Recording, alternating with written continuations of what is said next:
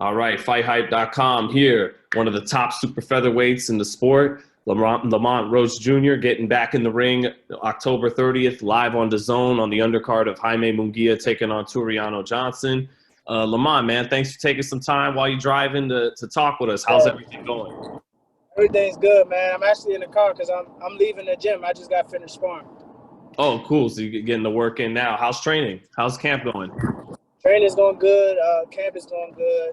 You know, I've basically been in camp for I don't know how many months now. I was scheduled to fight in March originally, so you know this camp thing is kind of getting like normal life.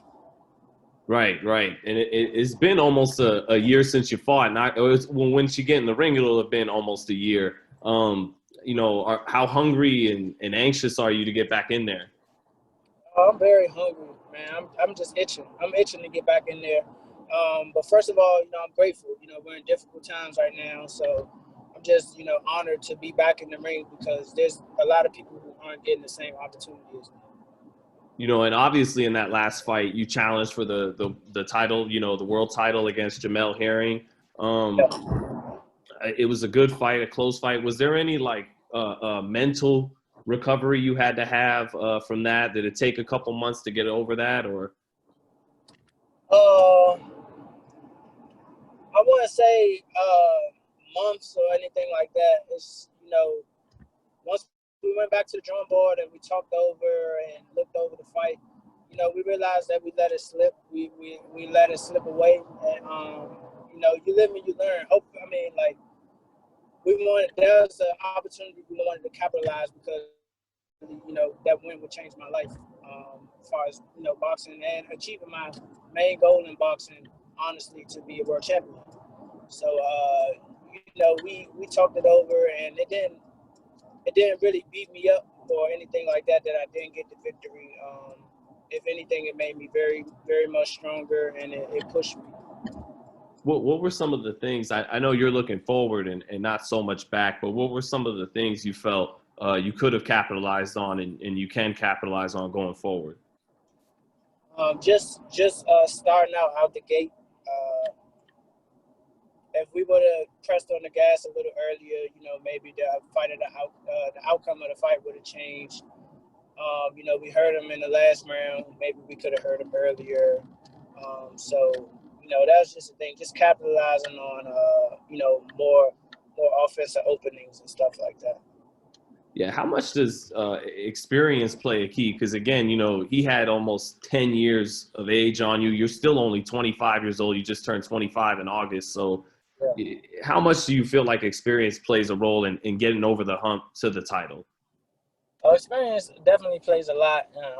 He showed it. Not so much that there was a big gap, but Jamel Herring is a champion for a reason, as you guys can see. You know, he's a great fighter. He used his experience, his craftiness, and he executed what he knew how to do. He made that work for him. Do we have an opponent yet locked in for October 30th for you? From what I hear, it's the same opponent as before, Neil John Tabino. Okay, yeah, and sorry, because it was just hard for me to get the official opponent, the information, and on that. What's his record right now, Lamont, if you can recall? I'm not sure. I'm pretty sure he has about close to 30 fights, 6 or 7 losses, all to guys who can fight. From what I saw, like the notable losses he has on his record is Tremaine Williams. He just fought for world championship. Against Leo. Against Angelo Leo. Yep. Angelo Leo. Isaac Dogbe, who's actually been one of my more consistent sparring partners since the beginning of this year. Similar stature, so right. You know, and that must have been real good work. Oh yeah, definitely. I really appreciate him to, you know, just working with me and, you know, helping me get ready for this fight.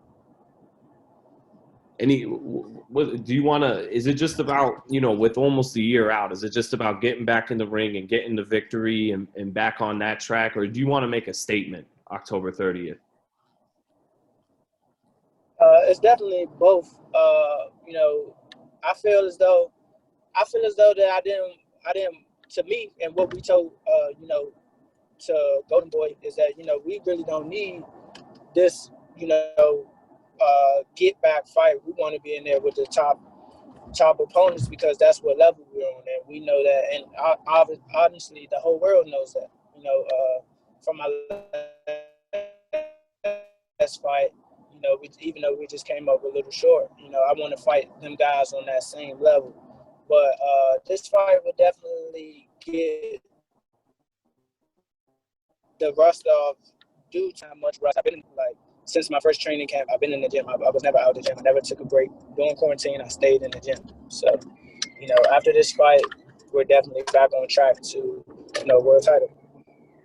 And Lamont, now thinking about the division as it's shaping up, you already fought for the WBO world title, so we could easily see you getting in line to fight for that belt again. Shakur Stevenson is rated very highly, but what would you think of a fight between you and Shakur Stevenson? Oh, it'd be a hell of a fight. Me and him have sparred before, and that's actually my guy. That's my guy. So, I'm pretty sure if he gets that opportunity to become a world champion, I think he'll capitalize for sure. And I think as our relationship that we have, I'm pretty sure he'll give me an opportunity not only to fight for the world championship, but to this is what we do to provide for ourselves. So honestly, to feed myself and my family. I know when top guys like yourself and Shakur spar, it's work, but it's pretty intense work. You guys are landing hard shots. But what's the difference between a full-on, title fight and really going hard in the gym and sparring? Oh, it's very different. There's a different hunger. Even like in sparring, you want to do the best. You want to do the best you can to get the most out of it and gain and every experience you can get. But when it's no headgear, smaller gloves, and that check and that title's on the line, man, it's no holds bars in there, and it's a very, very, very different atmosphere. Incentive will make a man fight a little different, huh? But also, before I let you go, Lamont, man, just because I know you're from the DMV area, I know you fought him twice, Gervonta Davis. How do you see his fight going in a couple weeks against Leo Santa Cruz? Man, I think he's going to do great. For the naysayers, I think he's gonna turn their heads, man. He gonna wild them. A lot of people are going to be wild and shocked if they don't think that he's ready, or what I'm saying? Even though he's the favorite, there's a lot of people talking about, maybe he's not ready to fight, Leo's caliber fighter or anything like that. But he gonna shock them people. What do you think, Lamont, if because Leo's kind of giving away his game plan a little bit, if he tries to box, use that length like he did against Frampton, and then kind of bank on Tank getting a little more winded in the second half of the fight and then pressing him? What do you think of that kind of game plan, Lamont?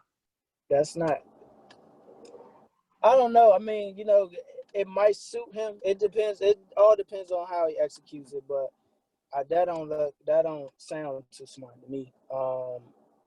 Leo is not a better boxer than Tank, far as, just skillfully, with movement and things like that. Leo's good at what he does, combination punching and sometimes pressure, relentless pressure with a lot of output. I think he should stick to, his strengths in the ring, because once you get a guy that makes you change your game plan, that's already an uphill battle already.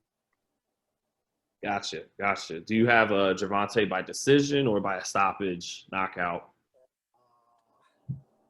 I'm going to say knockout 8-10. 8-10. That boy, he got some pop. So we'll see. I honestly think it's going to be a good fight, though. I don't think he's going to, blow him out the water or anything like that. I think it's going to trickle down to a good fight, and I think Tank will probably catch him in exchanges or anything like that. I can't wait to see it. I can't wait to see October 30th when you fight in California live on DAZN. Undercard of Jaime Munguia, Toriano Johnson, the return of Yes, Lamont sir. Roach Jr. Man, thanks so much for your time, Lamont. Thank you, man. Appreciate it. Have a good one, brother. All right, you too.